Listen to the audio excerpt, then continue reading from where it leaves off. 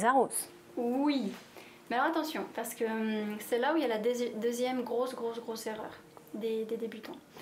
À nouveau, on va imaginer la nature. Il y a quand même peu de chances qu'il y ait un ouragan juste après que la graine soit tombée au sol. Donc il ne faut surtout pas faire un cyclone, des trompes d'eau, un tsunami ou que sais-je. Une toute petite pluie, comme en fait ce qui se passe tous les matins avec la rosée. Toute petite brume. Alors du coup, pour ça, tu peux trouver... Là je t'ai pris ça, on appelle ça un spray. Pas tellement pour les plantes, hein, là tu vois c'est pour les oiseaux.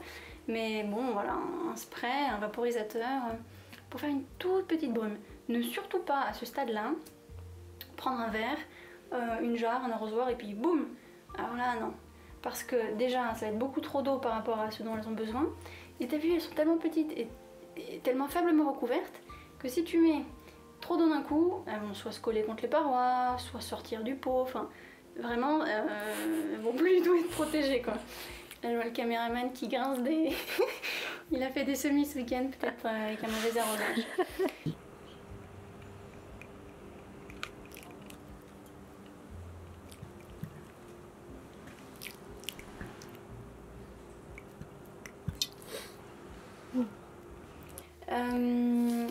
Du coup, si c'est ta toute première fois, ce que je te conseille, c'est que tu fasses tes armes, voilà, sur la vraie plante.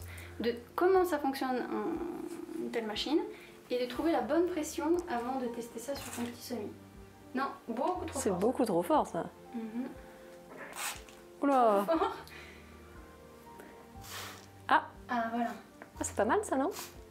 Très bien, et alors là c'est pareil, tu vas pas te mettre à 1 cm du pot, tu te mets un peu au-dessus, vaut mieux faire une grande pression que en mode sniper, non, juste une, toute douce, comme une pluie. Faut bien viser. Ça là, c'est bien. Un peu plus? Attends, là, je vais te le faire pour le premier, un peu plus. Pas comme ça, mais pas non plus trop loin, là c'est par exemple bien. Voilà, on fait la pression jusqu'au bout. Et fais-le jusqu'à ce que ça devienne, tu vois, on voit que là c'est mouillé, hein, que ça devienne un peu cette consistance. Ok. Encore. Ouais, on va dire, tu peux faire une première repasse 3 fois dans chaque pot. Ça laisse le temps que ça imbibe et après tu pourras voir. Ouais, c'est bien. Après, quand c'était des toutes petites graines, fais attention. Quand c'est des plus grosses, tu peux y aller un peu plus mollo. C'est la même logique. Ah, ça c'est mes tomates.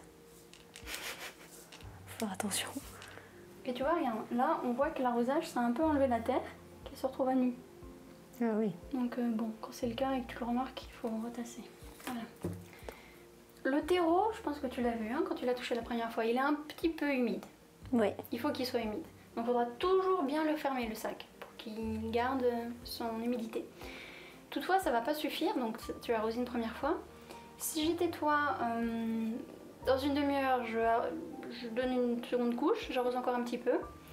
Il faut pas que ce soit trop arrosé, mais les premiers jours, c'est très important que ce soit suffisamment arrosé. D'accord. Toujours humide en fait.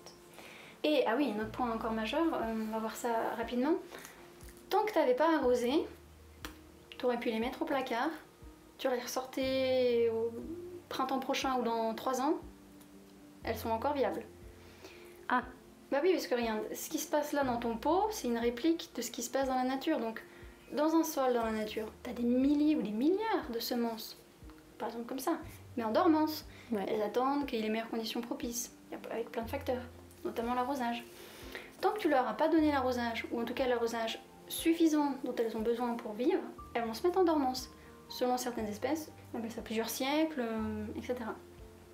Donc toi, à partir du moment où tu arroses, boum, t'as le bébé si tu veux, voilà, t'as accouché. Là, t'es obligé maintenant que t'as arrosé de t'en occuper. Mais tant que c'était pas arrosé pour la première fois, voilà, tu peux préparer 50 semis, des planches et des planches, et puis t'attends 3-4 mois. T'aurais pu le faire en janvier, quoi. Mais voilà, tu as arrosé, on est fin mars, on est au printemps, donc c'était parfait.